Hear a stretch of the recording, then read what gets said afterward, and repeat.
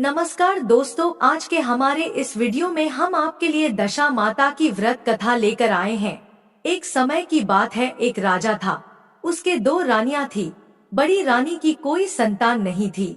छोटी रानी का एक पुत्र था। राजा छोटी रानी और राजकुमार को बहुत प्यार करता था। बड़ी रानी छोटी रानी से ईर्ष्या करती थी। बड़ी रानी राजकुमार के प्राण हर लेना चाहती थी। एक दिन राजकुमार खेलते खेलते बड़ी रानी के आंगन में चला गया।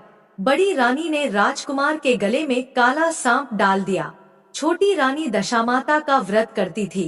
राजकुमार दशामाता का ही आशीर्वाद था। दशामाता की कृपा से आज किशोर कुमार के गले से वह सांप बिना कोई नुकसान पहुंचाए चला गया। दूसरे दिन बड़ी रानी ने लड्डू में जहर मिलाकर राजकुमार को खाने के लिए दिया।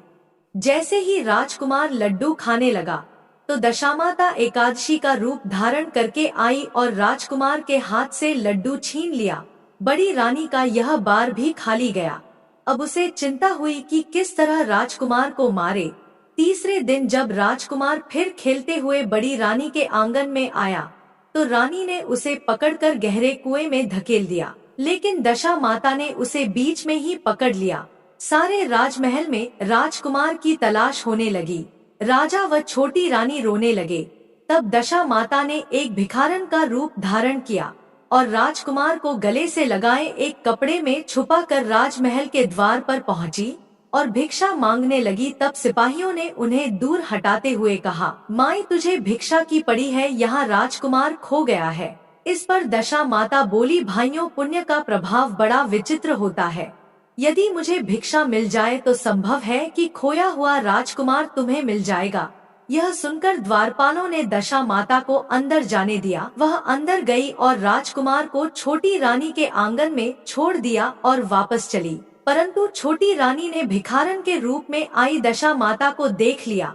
उसने कहा, रुको, तुम कौन हो? तुमने 3 दिन तक मेरे बेटे को छुपा कर रखा, ऐसा तुमने क्यों किया? इस पर दशा माता ने छोटी रानी को अपने दर्शन देते हुए कहा, मैं तुम्हारे पुत्र को चुराने वाली नहीं हूँ, मैं तो तुम्हारी आराध्य देवी हूँ।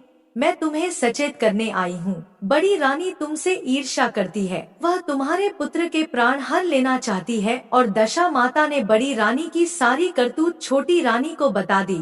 यह सुनकर छोटी रानी दशा माता के आगे हाथ जोड़कर खड़ी हो गई और बोली, माता, जैसे कृपा आपने मुझ पर करी मैं चाहती हूँ आप सदैव राजमहल में विराजमान रहे और मैं आपकी सेवा पूजा करूँ। इस पर दशा माता बोली, मैं किसी के घर नहीं रहती जो श्रद्धा पूर्वक मेरा ध्यान स्मरण करता है। मैं उसके हृदय में निवास करती हूँ। मैंने तुम्हें साक्षात दर्शन दिए हैं, इसलिए तुम सुहागन स्त्रियों को बुलाकर विधिवत आदर सत्कार के साथ भोजन कराओ और नगर में ढूंढा पिटवा दो कि सभी लोग मेरा व्रत करें। ऐसा कहकर दशा माता अंतर्ध्यान हो गई। हे दशा माता, जैसी कृपा छोटी रानी पर किया वैसे ही इस कहानी को सुनने वाले पर भी करना। जय दशा माता की।